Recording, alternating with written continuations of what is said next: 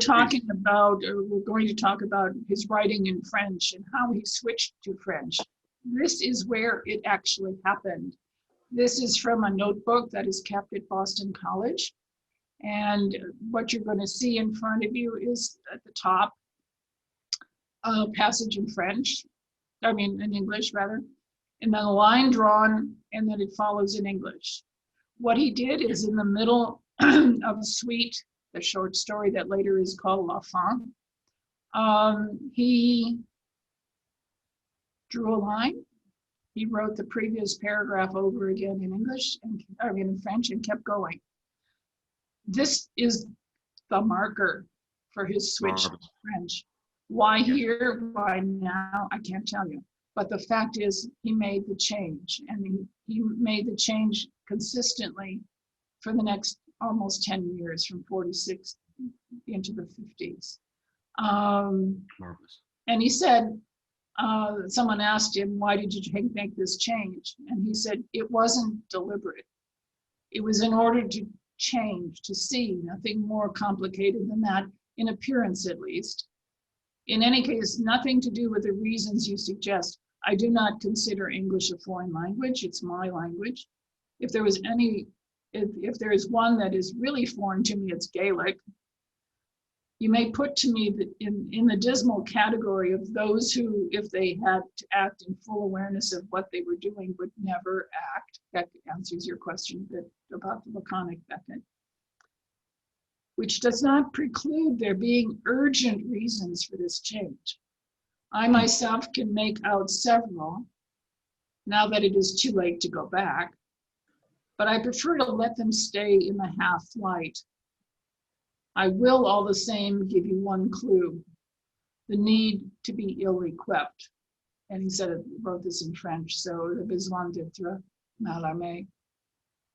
Now, to the art critic, George Dutuy, who later was trying to coax out of Beckett something like publishable views about painting, and painting of the Bronfenfelder especially, and Beckett excuses himself and says, it is perhaps the fact of writing directly in English which is knotting me up, horrible language, which I still know too well.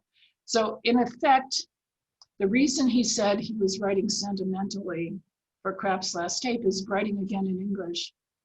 It loosened him up to too many possibilities. French closed down those options a little bit and made him more disciplined in his choices, made it easier to choose. It's quite incredible. I mean, that line on a page where he moves literally in the moment, walks through the door from English one world into French another world.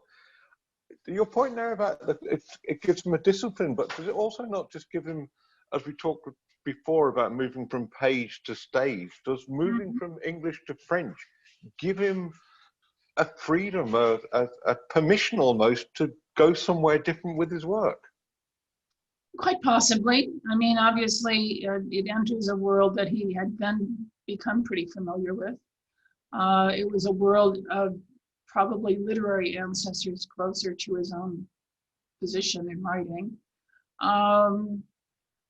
But he felt that he would be less drawn away from his work than he is in English. It's too easy, and I have some other examples of that and a couple other quotes I'd like to read, but it's too easy to be glib in your own language. It's easier to stay focused in another. Now remember, this guy was pretty good. He was fluent in a lot of languages. Do you want to jump on to the next one, Lois? And I'm sorry? I'll move on to the next slide. Please. There you go. Well, I was going to talk about how generous Beckett was to younger writers. To Aidan Higgins, he wrote, after looking in 1958 at the draft of Coloctor Meadow, said, work, writing is nothing, and yourself. Don't make the silly mistake we make of publishing too soon. What I have said is much too abstract and personal and black and white. That's what comes of trying to get down to the root. It's a terrible effort for me to write such stuff. and I hope you will disagree with me. So, I mean, that's kind of, he didn't intend to do this. People asked him to. To Matti Magid, who was an Israeli writer, he wrote, "Life in failure can hardly be anything but dismal at best, whereas there's nothing more exciting for a writer or richer in unexploited expressive possibility than the failure to express. This is perhaps quite beside the point in your case, but I don't think so. Forgive me if it seems to you irrelevant or impertinent." And then this letter to Robert Planchet, which is in the Boston collection. And you see what, can you move our pictures so that people can read it? Anyway, I'll read it to you. Obviously, wrong one, could you go back? The letter is written in French. This is the translation of George Craig. "We are not men of letters. If we take such dire pains, it is not for the result, but because that is the only way to keep on this wretched planet. Stop rereading your writing and get back to work. We shall never, any of us, know what we are worth, and it is the last question we should be asking. I, at any rate, love what you've done and very much hope you will carry on." So, I mean, those are the kinds of letters he wrote to people who he wanted to bring along. That's really marvelous. And just as you were speaking there about Mike, you're muted there at the moment, actually. But I just want to continue, Lois, there, as you said, as he moved from French to English, he did say, if I heard you correctly, that the one language to which he felt foreign was Gaelic, indeed. And I don't want to go down that particular road, but just to talk about his Irishness, and we like to claim him as being Irish, indeed.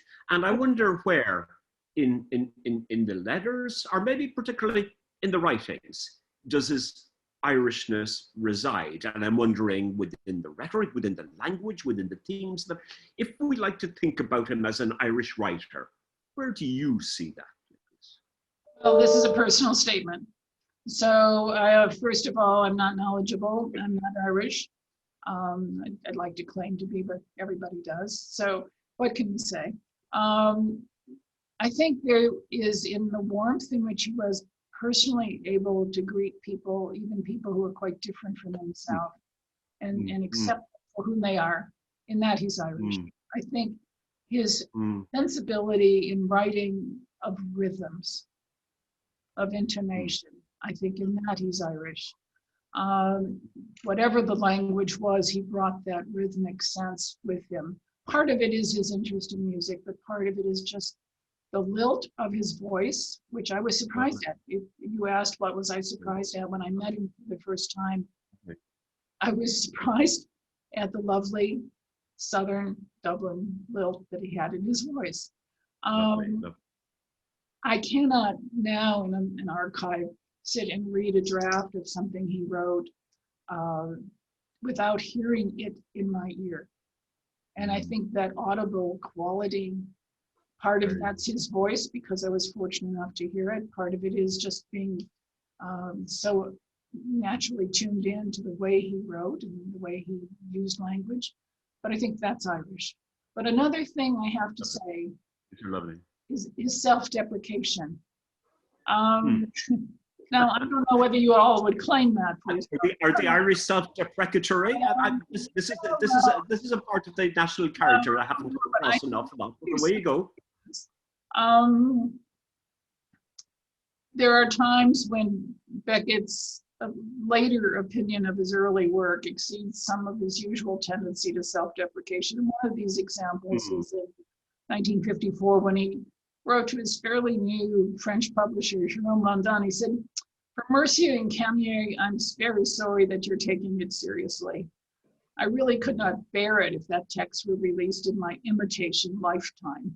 It can always take its place, if you really want it, in a volume to be entitled Posthumous Droppings, together with all the false starts, for example, not to be confused with Texts for Nothing, and those still to come. I already have another one well on its way.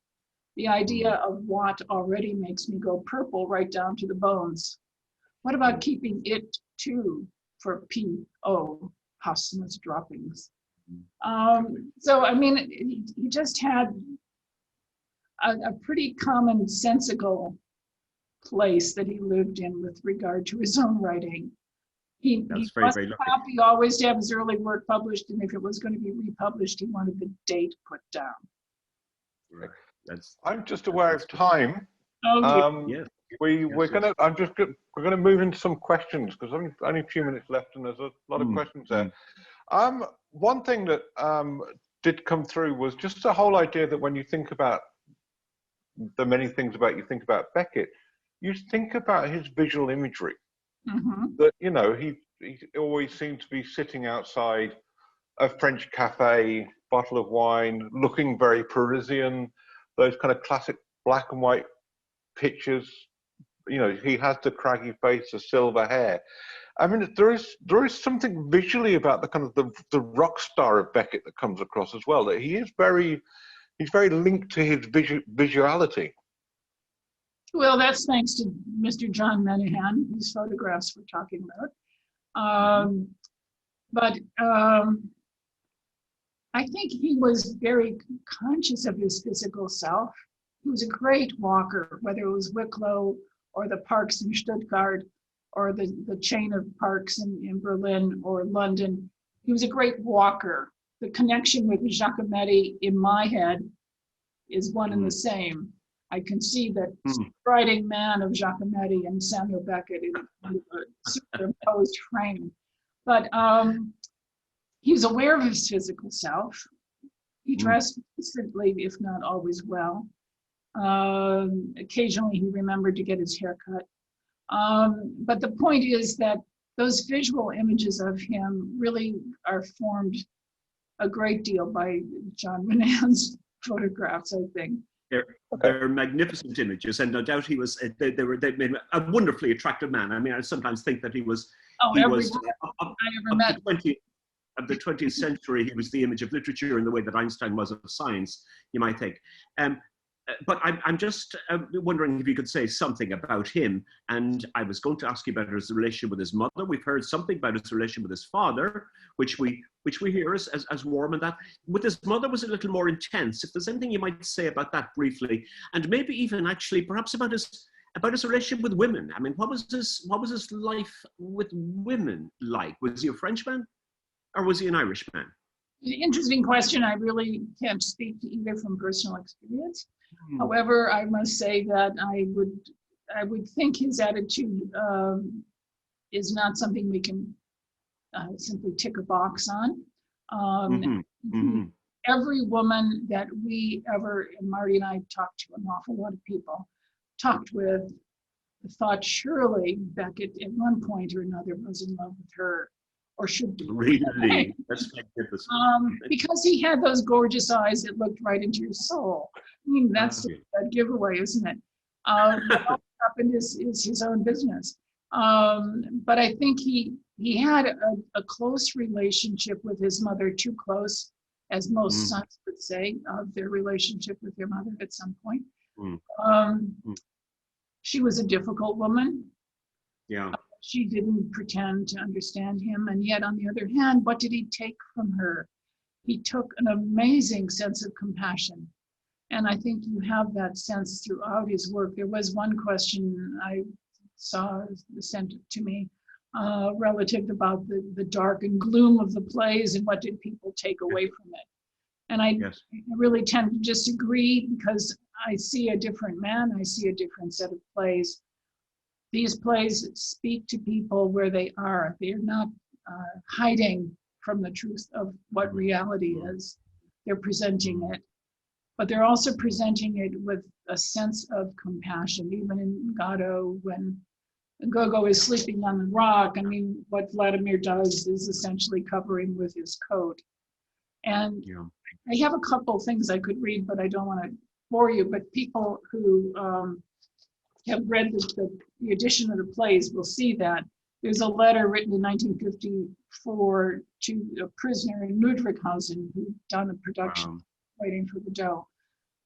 There's a letter that was written in response to one from Václav Havel, who responded to Beckett's writing of the play Catastrophe or Catastrophe that was given in solidarity with the then imprisoned Václav Havel. In a beautiful letter that Havel wrote to Beckett, to which Beckett which you find in the edition of the letters in volume 4. But Beckett says, "Thank you for your moving letter. To have helped you, however little, and saluted you and all you stand for was a moment in my writing life that I cherish. It is I who stand in your debt." So this was the kind of human being he was.